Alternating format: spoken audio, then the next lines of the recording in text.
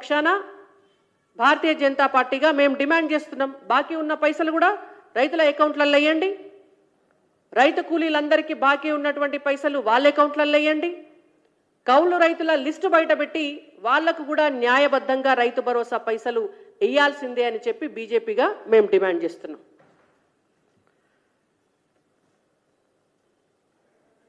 ఇంకా ఎంఎస్పి 2014 నుంచి ఇప్పటి వరకు కేంద్ర ప్రభుత్వం 12 సార్ల ధరలను పెంచింది.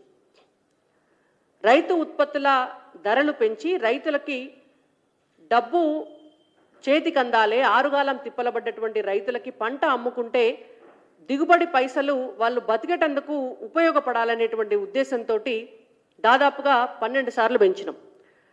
వరి 2014లో క్వింటన్ వరి ధాన్యం 1059 రూపాయలు ఉంటే ఇవాళ 2369 రూపాయలు ఉన్నది.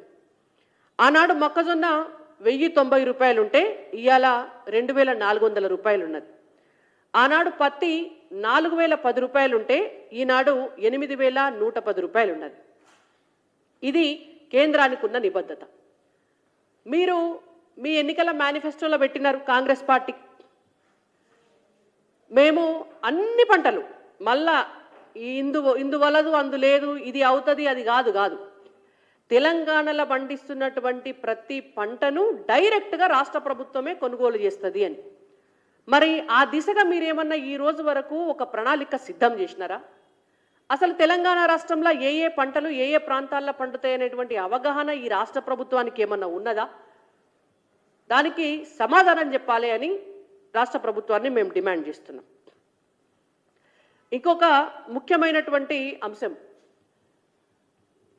కాంగ్రెస్ పార్టీ అధికారంలో ఉన్నప్పుడు దేశవ్యాప్తంగా కూడా యూరియా కోసం, డిఏపి కోసం, అమ్మోనియా కోసం రైతులు చెప్పులు లైన్ల పెట్టి నిలబడి రోజులకు ఎండనక వాననక తిండి లేక గోళీలు వేసుకోక నిలబడితే హార్ట్ అటాక్ వచ్చి చచ్చిపోయినటువంటి రైతులు ఉన్నారు ఆ లైన్లలో నిలబడి. అటువంటి పరిస్థితి నుంచి బీజేపీ అధికారంలోకి వచ్చినాక ఏ ఒక్క రైతు కూడా ఒక్క నిమిషం కూడా ఎరువుల కోసం నిలబడద్దు అని చెప్పి సబ్సిడీ మీద అందరికీ అన్ని సందర్భాల్లో అందుబాటులో ఉండేటట్టు చూసి తెలంగాణలో మూతబడ్డటువంటి రామగుండం ఎరువుల ఫ్యాక్టరీని 6338 కోట్ల రూపాయలు ఖర్చు పెట్టి ఆనాడు భారతీయ జనతా పార్టీ స్వయంగా భారత ప్రధాని నరేంద్ర మోడీ గారు వచ్చి దాన్ని మళ్ళీ పునఃప్రారంభించినాం. అది బీజేపీకి ఉన్న నిబద్ధత. ఒక్కొక్క రైతుకి ఒక ఎకరానికి ఏడాదికి 18,000 రూపాయల సబ్సిడీ ఈ ఎరువుల ద్వారా కల్పించి ఈ 18,000 రూపాయలను భరిస్తుంది కేంద్ర ప్రభుత్వం. కేంద్ర ప్రభుత్వం ఒక దిక్కు ఇట్లా చేసుకుంటా పోతుంటే రాష్ట్ర వ్యవసాయ శాఖ మంత్రి వర్యులు తుమ్మల నాగేశ్వర్ గారు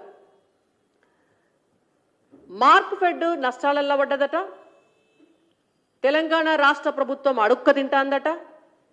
అందుకని తెలంగాణలో ఉన్నటువంటి రైతులందరూ యూరియా బస్తాలు తీసుకుంటే యూరియా బస్తాకు ఒక్క బస్తాకు 25 రూపాయల రవాణా ఖర్చులు రైతులు భరించాలి అని వాళ్ళ రాష్ట్ర ప్రభుత్వం నిర్ణయించింది.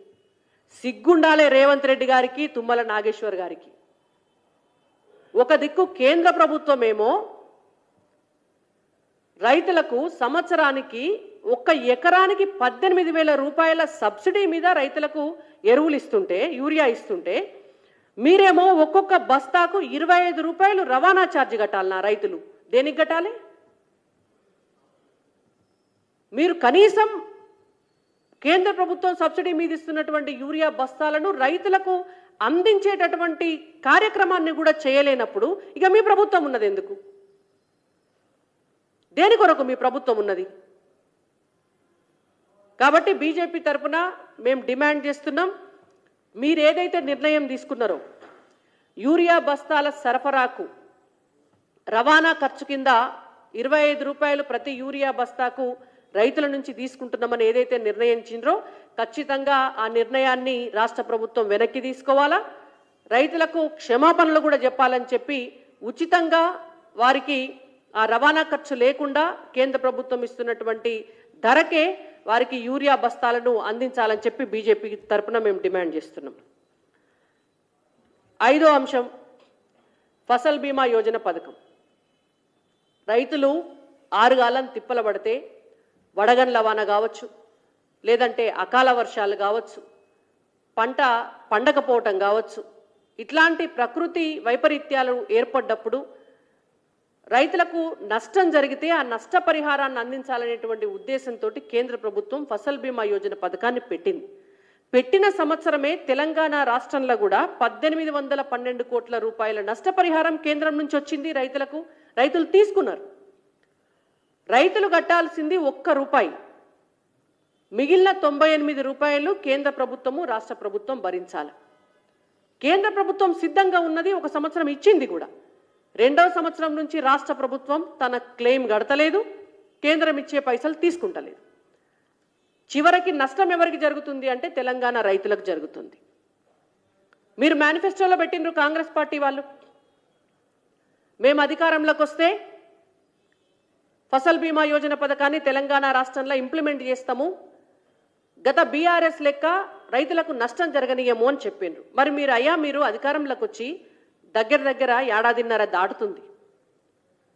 ఈ రోజు వరకు కూడా తెలంగాణలో నష్టపోతున్నటువంటి రైతులకి మీరెందుకు ఫసల్ బీమా యోజన పథకాన్ని వాళ్ళకు అమలు పరుస్తలేరు? పోనీ మీకు అది ఇష్టం లేకపోతే, కేంద్రానికి పేరు రావడం మీకు ఇష్టం లేకపోతే మీరే స్వయంగా ఏదైనా కొత్త పథకాన్ని పెట్టండి. పెట్టి అట్లనన్నా రైతులకు మేలు చేయాలని చెప్పి మేము డిమాండ్ చేస్తున్నాం. సాయిల్ హెల్త్ కార్డ్స్ ఇస్తే, భూమి స్వభావం తెలిస్తే, ఆ భూమిలో ఏ పంట పండించుకోవచ్చో, ఎట్లా దిగుబడి తీసుకోవచ్చో రైతులకు తెలుస్తుంది. దాని కొరకే సాయిల్ హెల్త్ కార్డు కోసం ఇప్పటికీ 120 కోట్ల రూపాయలను కేంద్ర ప్రభుత్వం రిలీజ్ చేసింది. ఇక్కడ రాష్ట్ర ప్రభుత్వం పరిధిలో ఎక్కడ ఆ పనులు జరుగుతున్నట్టు మనకు చూచాయగా కూడా దానికి సంబంధించినటువంటి సమాచారం లేదు. సాయిల్ హెల్త్ కార్డ్స్ ఇచ్చేటటువంటి విషయంలో కూడా రాష్ట్ర ప్రభుత్వం సీరియస్గా ఆలోచన చేయాలి అనేటువంటిది మా తరపున ఉన్నటువంటి విజ్ఞప్తి. ఇంకొక ముఖ్యమైనటువంటి అంశం, ఎంత దగుల్బాజీ ప్రభుత్వం అంటే ఈ కాంగ్రెస్ ప్రభుత్వం. కేంద్ర ప్రభుత్వము వాణిజ్య పంటల దిశగా రైతులను ప్రోత్సహించాలి, రైతులకు 4 పైసలు మిగిలాలి, వాళ్ళ జీవితానికి ఒక సెక్యూరిటీ ఉండాలనేటువంటి ఉద్దేశంతో ఒక ఆయిల్ పామ్ మిషన్ తీసుకొచ్చింది. ఆయిల్ పామ్ సాగు మిషన్ తీసుకొచ్చి తెలంగాణ రాష్ట్రంలో కూడా గత 5-6 సంవత్సరాలుగా ఒక 500 కోట్ల రూపాయలు ఖర్చు పెట్టి రైతులకి మొక్కలు ఉచితంగానే ఇస్తారు, వాటిని పెట్టుకోవడానికి గుంతలు అవ్వడానికి కూడా పైసలు ఇస్తారు, రవాణా ఖర్చు కూడా కేంద్ర ప్రభుత్వమే భరిస్తుంది, వాటిని పెంచడానికి నర్సరీలను కూడా కేంద్ర ప్రభుత్వమే ఏర్పాటు చేసి ఆ చెట్లను పెంచిస్తారు. ఇన్ని చేయడంతో పాటు హెక్టార్కు ప్రతి సంవత్సరానికి 10,400 రూపాయలు వాటిని మెయింటెనెన్స్కి కూడా కేంద్ర ప్రభుత్వమే పైసలు ఇస్తుంది. 4 ఏళ్ళు ఇస్తారు, అట్లా 1 సంవత్సరం 2 సంవత్సరాలు కాదు. ఇట్లా ఇచ్చి వాళ్ళు పండించినటువంటి పంటను ప్రాసెస్ చేయడానికి అశ్వరావుపేటలో 1100 కోట్ల రూపాయలతోటి కేంద్ర ప్రభుత్వం ఒక ఆయిల్ పామ్ ప్రాసెసింగ్ యూనిట్ని పెట్టడం కోసం డబ్బులు రిలీజ్ చేసింది. రిలీజ్ చేస్తే ఇక్కడ ఉన్నటువంటి తెలంగాణ రాష్ట్ర ప్రభుత్వం తరపున ఆయిల్ ఫెడ్ చైర్మన్గా ఉన్నటువంటి కాంగ్రెస్ పార్టీ నాయకులు ఆ 1100 కోట్ల రూపాయల నుంచి 100 కోట్ల రూపాయలను డైవర్ట్ చేసినారు, క్రీడల కోసం తీసుకున్నారట. ఇలా వ్యవసాయ రంగంలో కేంద్ర ప్రభుత్వము ఒక ఆయిల్ పామ్కు సంబంధించి పండించినటువంటి రైతులందరి పంట కొని ప్రాసెసింగ్ చేయడానికి ఒక యూనిట్ను పెట్టడానికి 1100 కోట్ల రూపాయలు కేటాయిస్తే ఏ హక్కుతోటి, ఏ ధైర్యంతో అందులోకెళ్ళి 100 కోట్ల రూపాయలు తీసి మీరు క్రీడలకు వినియోగించినారు అని చెప్పి వాళ్ళ రాష్ట్ర ప్రభుత్వాన్ని మేము అడుగుతున్నాం. ఈ రాష్ట్ర ప్రభుత్వానికి దేని మీదనైనా అసలు ఏం జరుగుతోందనేటువంటి అవగాహన ఏమైనా ఉన్నదా? రేవంత్ రెడ్డి గారికి కానీ, తుమ్మల నాగేశ్వర్ గారికి కానీ స్వయంగా ఆయిల్ ఫెడ్ చైర్మనే 100 కోట్ల రూపాయలను పక్కదారి పట్టించినడు అనేటువంటి ఆరోపణలు వినివస్తుంటే ఈ రోజు వరకు ఏమన్నా విజిలెన్స్ ఎంక్వైరీ చేసినారా అని చెప్పి మేము బీజేపీ తరపున మిమ్మల్ని అడుగుతున్నాం. ఒక ఎంక్వైరీ వేయాలి, దీనికి సంబంధించినటువంటి సమాధానం చెప్పాలి అని కూడా బీజేపీ తరపున డిమాండ్ చేస్తున్నాం. ఆయిల్ పామ్ మిషన్తో పాటు నేషనల్ బ్యాంబూ మిషన్, ఇంకా గొర్రెలు, మేకల పెంపకము, బర్ల పెంపకము, ఫిషరీసు, ఇలాంటి వాటి వల్ల రైతులందరికీ కూడా లాభం జరగాలని చెప్పి అనేక ప్రాజెక్టులు తీసుకొచ్చి దాదాపు కొన్ని వేల కోట్ల రూపాయలను కూడా తెలంగాణ రైతుల కోసం ఏర్పాటు చేయడం జరిగింది. 135 కోట్ల రూపాయలతోటి కొండా లక్ష్మణ్ బాపూజీ తెలంగాణ విశ్వవిద్యాలయం ఏర్పాటు చేయడం జరిగింది. దాదాపు ఒక 1200 కోట్ల రూపాయలతోటి రకరకాల ప్రాజెక్ట్స్, తెలంగాణ రాష్ట్ర వ్యవసాయ ఆధారిత ప్రాజెక్ట్స్ను నిర్మించడం జరిగింది.